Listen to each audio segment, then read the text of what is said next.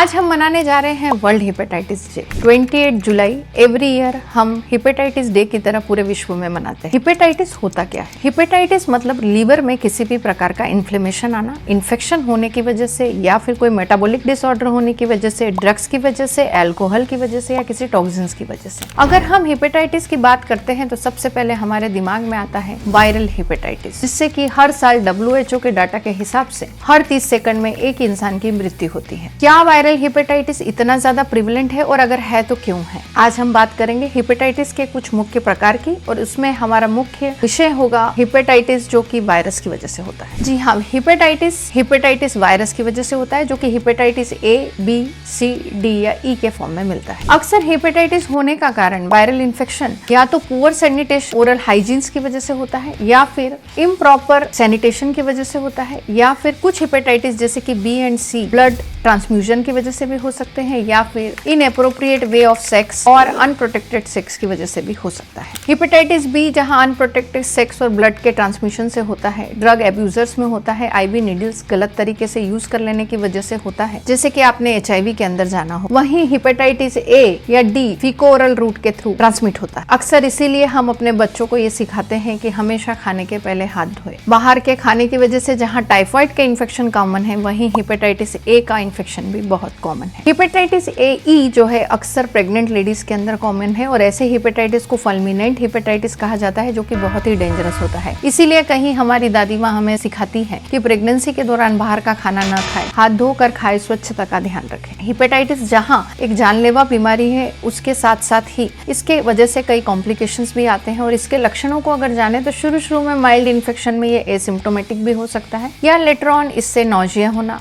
उल्टियां होना, थकान लगना, एब्डोमेन में पेन होने के साथ साथ जॉइंटिस की शिकायत भी हो सकती है, यूरिन पेल हो सकती है, स्टूल पेल और डार्क भी हो सकता है। हेपेटाइटिस के कॉम्प्लिकेशंस की बात करें तो लेटर फॉर्म में आफ्टर सर्टेन ईयर्स कुछ हेपेटाइटिस कैंसर भी कराते हैं जिसे लीवर कैंसर कहा जाता है और कुछ हेपेटाइटिस में लीवर सिरोसिस भी हो सकता है। अब ये बेसिक जानकारी जानने के बाद इसे प्रिवेंट करने के लिए हम खान पान के दौरान स्वच्छता का ध्यान रखें। वैक्सीनेशन हेपेटाइटिस की अवेलेबल है, उसे वैक्सीनेट कराएं। सेक्स में प्रोटेक्टेड सेक्स करें। ड्रग एब्यूजर्स जो IV लाइन्स लेते हैं, ड्रग एडिक्शंस को रोकें। साथ ही साथ पुअर सैनिटेशन को ब्लॉक करें और अपने सैनिटेशन प्रैक्टिस को हाइजेनिक बनाएं। स्वस्थ रहना बहुत ज्यादा जरूरी है। इन बीमारियों की जानकारी आम जनता में होना बहुत जरूरी है, जिसकी वजह से ये बीमारी एक से दूसरे और दूसरे से तीसरे में हमारे समाज को अफेक्ट ना करे। स्वस्थ रहें, खुश रहें।